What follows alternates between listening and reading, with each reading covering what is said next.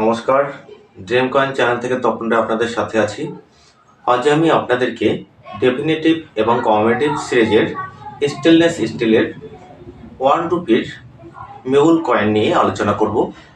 দেখুন, এই মিউল কয়েনটা নিয়ে আপনাদের সাথে ডিসকাস করার আগে আমি আপনাদেরকে প্রথমে জানাতে চাচ্ছি, দেখুন এটা আপনারা নিজেরাই ঘরে বসে আপনাদের মিউল কয়েনগুলো আপনারা নিজেরাই আবিষ্কার করতে পারবেন, নিজেরাই জাস্টিফাই করতে পারবেন।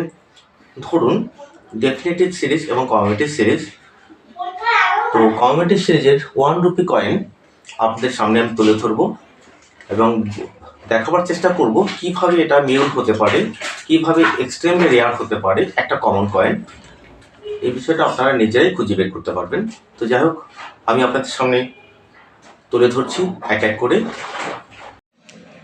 দেখুন, আমি বিষয়টা আপনাদের আগেই বলেছি, আবারও বলছি, এই কয়েনগুলো আপনারা নিজেরাই ঘরে বসে আপনারা এর মধ্যে কোনো কয়েন মিউল আছে কি না, ডেফিনেটিভ এবং কমেটিভ কয়েনের মধ্যে আপনারা নিজেরাই এটা আবিষ্কার করতে পারবেন। সেক্ষেত্রে ডেফিনেটিভ এবং কমেটিভ, এটা দেখুন, এই যে কয়েনগুলো আছে, এই যে ধানের সরা অথবা কেউ কেউ বলে থাকেন গমের সরা, এই কয়েনগুলোকে ডেফিনেটিভ কয়েন বলা হয়।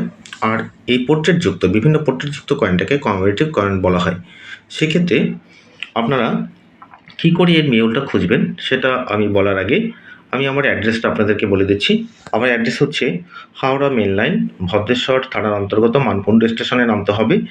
এটা মানকুণ্ড স্টেশন বলতে আপনার শাডোফুলি জংশনের 2টো স্টেশন পরেই হচ্ছে মানকুণ্ড, আর ব্যান্ডেল জংশন থেকে 3টে স্টেশন পরে হচ্ছে চন্দননগরে, পরেই মানকুণ্ড। যাই হোক, আপনারা যারা আসতে চাচ্ছেন আমার কাছে কয়েন বিক্রি করার জন্য, তারা আপনারা চলে আসবেন এবং ফোন করে আসবেন। আর বিশেষ করে বন্ধুদের উদ্দেশ্যে আমার এটাই বার্তা, আপনারা আমার মর্নিং 8টা থেকে বিকেল কখনো কখনো 8টা-9টা পর্যন্ত ক্লায়েন্টের মাল দেখা হয়। সেক্ষেত্রে আপনারা এই সময়টায় আমার কাছে ছবি পাঠাবেন, কিন্তু আপডেটটা জানার জন্য রাত 8টা বা 9টার পরেই আমি আপনাদেরকে জানিয়ে দেব। তো যাই হোক, আমি এবারে ফিরছি মূল আলোচনায়। আপনার এখানে দেখুন, প্রথমে যে কয়েনটা আপনাদের সামনে তুলে ধরব, এটা হচ্ছে শান্ত দানেশ্বর। এটা 1999 সালে মিন্টেজ হয়। এরপরে যে কয়েনটা তুলে ধরব, দেখুন, লোকনায়ক জয়প্রকাশ নারায়ণ। এটা আপনার 1 টাকার স্মারক কয়েন।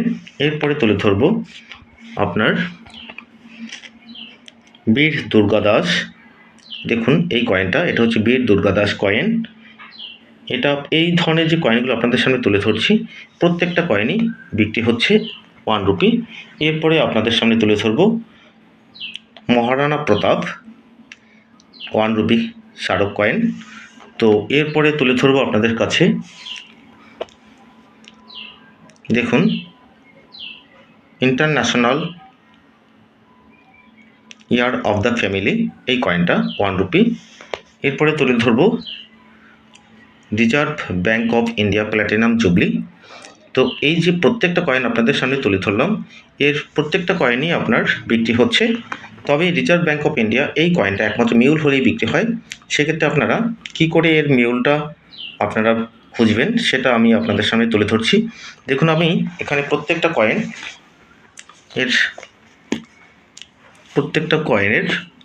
আপনার ব্যাক সাইড আপনাদের সামনে তুলে ধরলাম। এখানে প্রত্যেকটা কয়েনের আপনার ব্যাক সাইড তুলে ধরলাম। এখানে দেখুন লায়ন ভ্যারাইটি, মেইন বিষয়টা আপনারা খুঁজবেন লায়ন ভ্যারাইটি। এখানে দেখুন কিছু কিছু টাইপ এ লায়ন আছে, টাইপ বি লায়ন আছে এবং C2 লায়ন আছে। তো সেক্ষেত্রে আপনারা এখানে যে লায়নটা হোক না কেন, ঠিক আপনার দেখুন এই ডেফিনেটিভ এবং কমেটিভ ডেফিনেটিভ সিরিজের এই যে 1 টাকার কয়েনটা, এটা ধরুন এটা ইয়ার আছে 1998 সালের। তো এই কয়েনের ওভার ডাই এই লায়নটা, যদি কোনো কয়েনের উপরে এই লায়নটা বসে, আপনারা লায়নে তখনই পার্থক্য দেখতে পাবেন। দেখুন এখানে 1 রুপি যে কয়েনটা আছে, আপনার স্মারক কয়েনের বিভিন্ন পোর্ট্রেটযুক্ত কয়েনের তার লায়নটা পাচ্ছেন। আমি আপনাদেরকে একটু ভালো করে বোঝাবার চেষ্টা করছি। এই যে দেখুন, লায়নের নিচে আপনার 1 লেখা আছে, ঠিক আছে। আর এই যে আপনার কয়েনটা ডেফিনেটিভ সিরিজের যে কয়েনটা, এর নিচে কোনো 1 লেখা নেই। তো বিষয় হচ্ছে এই কয়েনটার প্রত্যেকটা ওভার সাইডে যদি এই কয়েনটা বসে, এই যে কয়েনটা বসে, তখনই এটা মিউল কয়েন হয়। তো সেক্ষেত্রে এই ধরনের কয়েন আপনারা নিজেরাই নিজেদের কাছে কয়েন যে আপনার সংগ্রহে আছে তার মধ্যে খুঁজে দেখবেন তার মধ্যে এ ধরনের কোনো লায়ন বসেছে কিনা। সেক্ষেত্রে এই ধরনের লায়ন যদি আপনাদের কোনো স্মারক কয়েনের উপরে বসে থাকে ব্যাক সাইডে, তখন এটা এক্সট্রিমলি রেয়ার হয়ে যায় এবং তখন এটার দাম অনেকটাই বেড়ে যায়। সেক্ষেত্রে এই দাম কীরকম হতে পারে, 10,000 থেকে 15,000, 20,000 বিভিন্ন দামই হতে পারে কন্ডিশনের উপরে।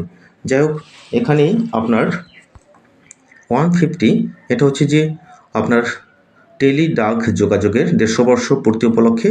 এটাও সেম দেখুন, এটাও লায়নের ভ্যারাইটি দেখুন, ঠিক আছে। এখানে তাই বি লায়ন আছে।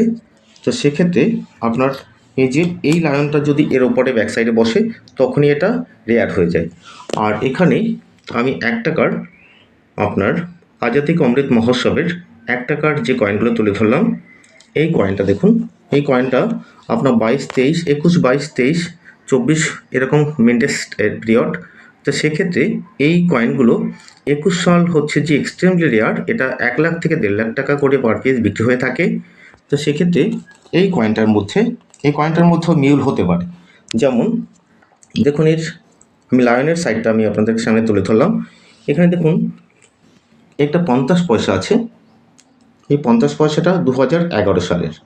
2011 সালের যে 50 পয়সাটা আপনাদের সামনে তুলে ধরলাম, এই 50 পয়সার ওভার ডাইটা, এই যে লায়নটা, এই লাইনটা যদি অপর সাইডে ব্যাক সাইডে বসে দেখে নিন। এখানে আপনাদের দুটো লাইনই আমি দেখাচ্ছি, জুম করে দেখাবার চেষ্টা করছি। দেখুন এখানে লাইনের মধ্যে তখন একটা পার্থক্য এসে যাবে।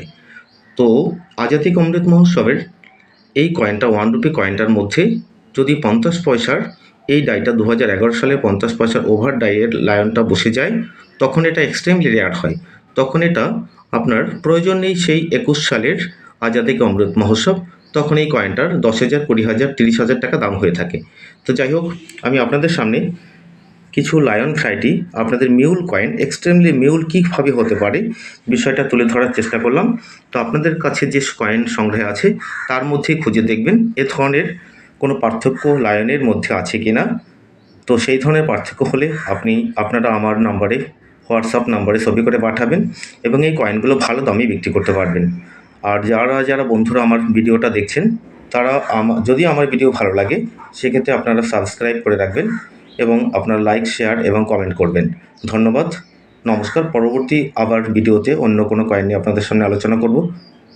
নমস্কার।